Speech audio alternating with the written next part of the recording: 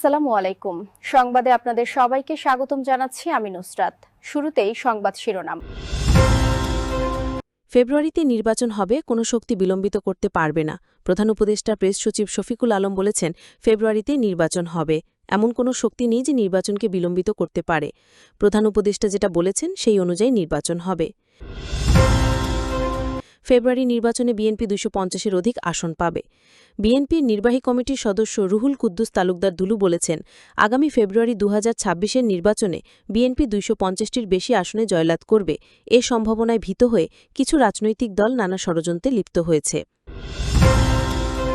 Vote জালিয়াতি করে ২৯৩টি আসন ছিনিয়ে নিয়েছিলেন শেখ মুজিব। ভোট জালিয়াতি করে ২৯৩টি আসন ছিনিয়ে নিয়েছিলেন জাতীয় নাগরিক পার্টির যুগ্ম আহ্বায়ক সারওয়ার তুষার। এতক্ষণ শুনছিলেন সংবাদ শিরোনাম, এখন বিস্তারিত। বাংলাদেশ জামায়াতে ইসলামী কেন্দ্রীয় নায়েবে আমির ডাক্তার সৈয়দ আবদুল্লাহ মোহাম্মদ তাহির বলেছেন, প্রধান উপদেষ্টা বলেছেন, সংস্কার এবং সাংবিধানিক পরিবর্তন যদি না হয় তাহলে আমরা আবার আগের জায়গায় চলে যাব। আমরা ওনার এই বক্তব্যটিকে সমর্থন করি। এর আগে উনি যে পদক্ষেপ নিয়েছেন, সংস্কার ছাড়া নির্বাচনের তারিখ ঘোষণা, আমরা এর নিন্দা জানাই। আমরা মনে করি এখনও সংস্কারের অনেক সময় রয়েছে। সংস্কারকে আইনি ভিত্তি দিতে হবে এবং সংস্কারের পরেই নির্বাচন।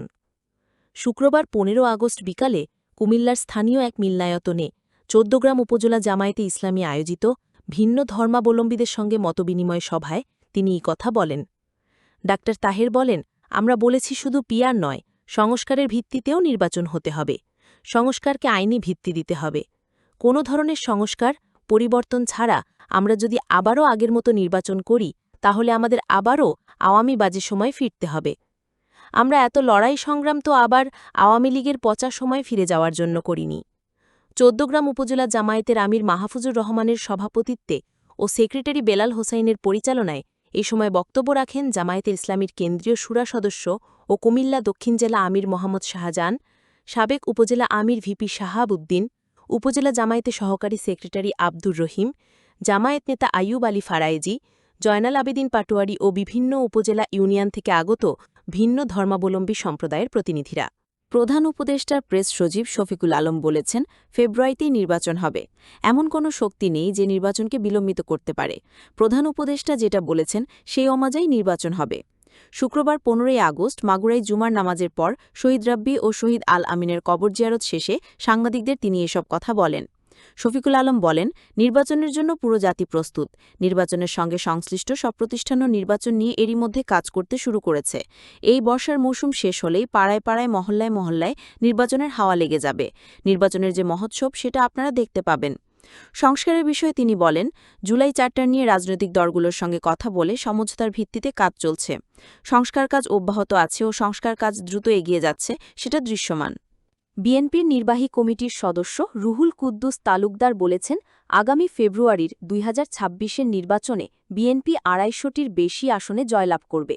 এর সম্ভাবনায় ভীত হয়ে কিছু রাজনৈতিক দল নানা ষড়যন্ত্রে লিপ্ত হয়েছে। শুক্রবার ১৫ আগস্ট নাটোরের নলডাঙ্গায় তার বাবা ডাক্তার নাসির উদ্দিন তালুকদারের ৫০তম মৃত্যুবার্ষিকী উপলক্ষে আয়োজিত দোয়া মাহফিলে অংশ নিয়ে তিনি একথা বলেছেন।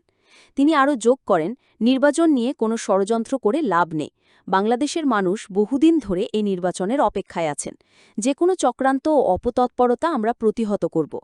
তিনি বলেন, বিএনপির ভারপ্রাপ্ত চেয়ারম্যান তারেক রহমানের সঙ্গে প্রধান উপদেষ্টার পূর্ব আলোচনা অনুযায়ী আগামী ২০২৬ সালের ফেব্রুয়ারিতেই জাতীয় নির্বাচন অনুষ্ঠিত হবে। খুব শিগগিরই নির্বাচনের রোডম্যাপ ঘোষণা করা হবে বলেও তিনি জানান। ভোট জালিয়াতি করে ২৯৩ আসন ছিনিয়ে নিয়েছিলেন শেখ মুজিব বলে মন্তব্য করেছেন জাতীয় নাগরিক পার্টির এনসিপি যুগ্ম আহ্বায়ক সারওয়ার তুষার। শুক্রবার নিজের ফেসবুক আইডিতে তিনি এই মন্তব্য করেন।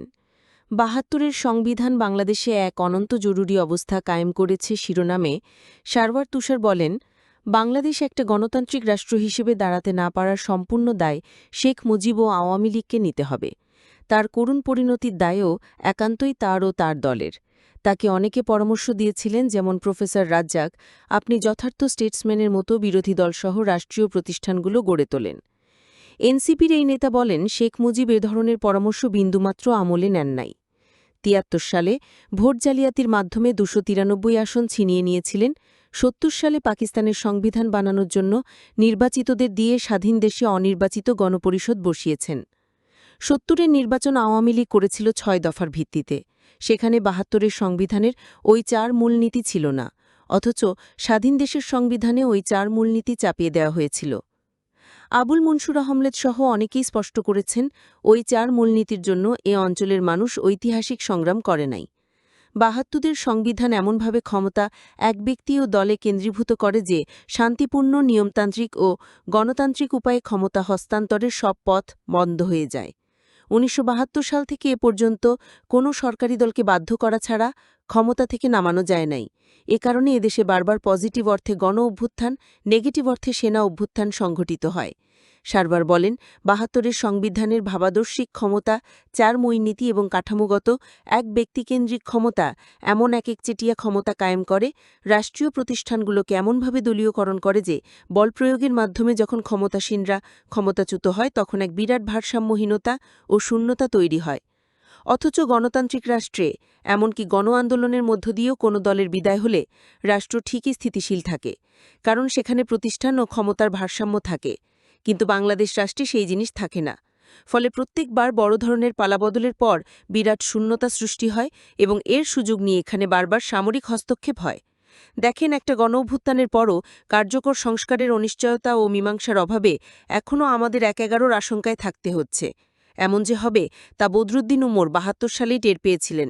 তিনি তখনই হুঁশিয়ারি করে বলেছিলেন, 72-এর সংবিধান এক স্থায়ী জরুরি অবস্থা কায়েম করবে। কার্যত তাই হয়েছে। তিনি আশঙ্কা করেছিলেন, কোনো কারণে শেখ মুজিব ক্ষমতাচ্যুত হলে সেই শূন্যস্থানে একমাত্র সংগঠিত শক্তি হিসেবে সামরিক বাহিনী ক্ষমতা দখল করবে। সেটাই হয়েছে।